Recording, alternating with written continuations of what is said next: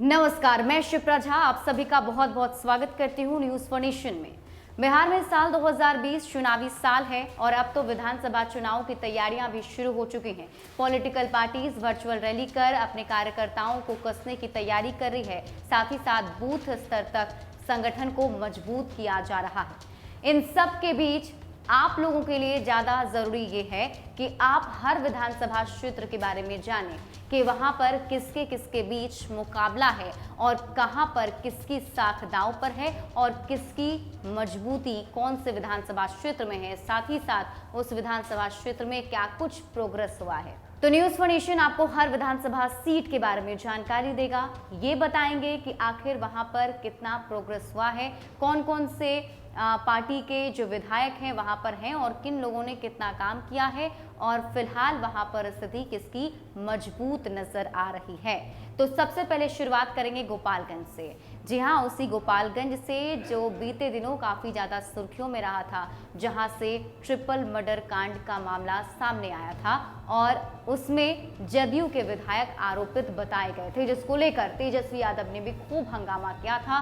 वो गोपालगंज कूच करने वाले थे, हालांकि वो गोपालगंज नहीं जा सके थे क्योंकि प्रशासन ने उन्हें रोक दिया था।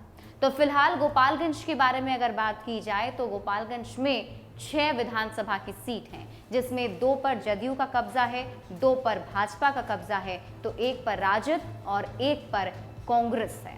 गठबंधन की राजनीति गोपालगंज को जैसे रास आती है। जिले में विधानसभा की 6 सीटें हैं और अपने सियासी मिजाज से भी सभी उलटफेर में माहिर हैं। पार्टियों के बीच तालमेल से जीत और हार की गति तय होती है। चुनावी इतिहास के पन्ने पलटने पर स्पष्ट हो जाता है कि हनक धमक के दौर के बाद कांग्रेस को यहां नाकों चबाने पड़े हैं। भगवाधारियों की पैठ ने समाजवादियों की नींद में खूब खलल डाला है। अगर कोई इसे अपनी जागीर बताए तो वह राजनीतिक दावों की तरह ही झूठी बातें हैं। पिछले चुनाव में भोरे में जीत के साथ महागठबंधन के घटक दल कांग्रेस के हाथ एक उपलब्धि लगी थी। उससे पहले के 2 चुनाव में उसका खाता भी नहीं खुला था, जबकि आजादी के बाद के 2 दशक तक उसका जलवा हुआ करता था। जलवा दिखाने वाले ऐसे कितने यहाँ की धरती पर धूल धूसरित होते रहे हैं। इस बार राजग 2010 के नतीजों को दोहराने की उम्मीद लगाए है। तब जिले की सभी सीटें राजग की झोली में चली गई थी। 3 पर भाजपा और 3 पर जदयू को कामयाबी मिली थी। 1990 के बाद वह पहला मौका था जब राजद को लालू प्रसाद के गृह जिले में एक भी सीट पर जीत मयस्सर नहीं हुई। भाजपा ने भोरे और जदयू ने बैकुंठपुर सीट उससे छीन ली थी। जदयू और भाजपा का गठबंधन उससे पहले 2005 में भी था, तब राजग के खाते में 3 सीटें आई थीं। कटैया में बहुजन समाज पार्टी की जीत आश्चर्यचकित करने वाली रही। वो अपने बूते मैदान में थी। 2015 में परिस्थितियों के बदलने पर नतीजे भी बदले।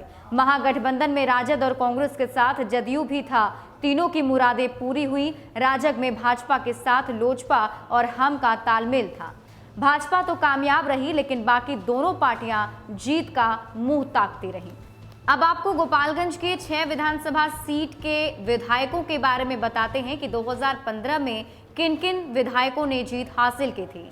बैकुंठपुर सीट पर मिथिलेश तिवारी जो कि भाजपा के थे, उन्हें 55,950 वोट मिले थे। बरौली में मोहम्मद नेमतुल्लाह जो कि राजद के थे, उन्हें 61,211 सीट मिले थे और वो जीत गए थे। गोपालगंज में सुभाष सिंह भाजपा से जीते थे, इन्हें 77,853 वोट मिले थे। कुचायकोट में अमरिंद्र कुमार पांडे जदयू से जीते थे, इन्हें 72,224 वोट मिले थे। भोरे में अनिल कुमार कांग्रेस से जीते थे, इनको भी 74,365 वोट मिले थे। हथुआ में राम सेवक सिंह जदयू से जीते थे, इन्हें 57,917 वोट मिले थे। तो ये तो हमने आपको विधायकों के बारे में बताया और अब आपको वहां के स्थानीय मुद्दे के बारे में बताते हैं। वहां पर ताजा मुद्दा क्या है और वहां के ताजा हालात क्या हैं, क्या कुछ समस्याएं हैं। तो गोपालगंज हमेशा से बाढ़ की दंश झेलता रहा है। इस बार भी कटाव हो जाने की वजह से गोपालगंज में पानी पानी भरा हुआ है और ये सिर्फ इस साल की बात नहीं बल्कि हर साल गोपालगंज में ऐसी ही बाढ़ आती है और काफ़ी ज़्यादा तबाही भी मचाती है, लेकिन अभी तक उसका निदान नहीं हुआ है। इन सब के अलावा चीनी मिल की मांग करीब 2 दशक से उठ रही है, लेकिन उसके बाद भी सत्ता बदलती गई, विधायक बदलते गए, लेकिन वहां पर चीनी मिल नहीं बना है, जो अभी भी समस्या बना हुआ है। इस बार विधानसभा चुनाव में गोपालगंज के लोगों के लिए ये सबसे अहम मुद्दा होगा।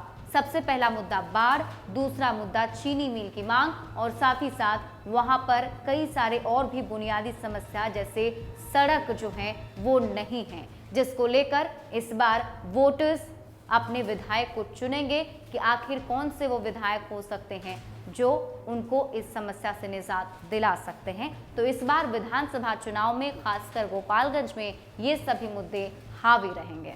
गोपालगंज में चीनी मिल का बंद होना और हथुआ चीनी मिल के खुलने की उम्मीद का 2 दशकों में दम तोड़ देना बड़ा मुद्दा है।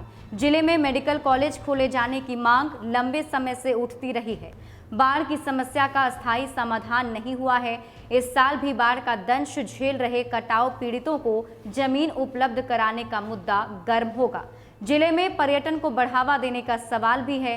किसानों के लिए सिंचाई की व्यवस्था से लेकर कई ऐसे मसले हैं जो इस चुनाव में जोरदार तरीके से उठेंगे।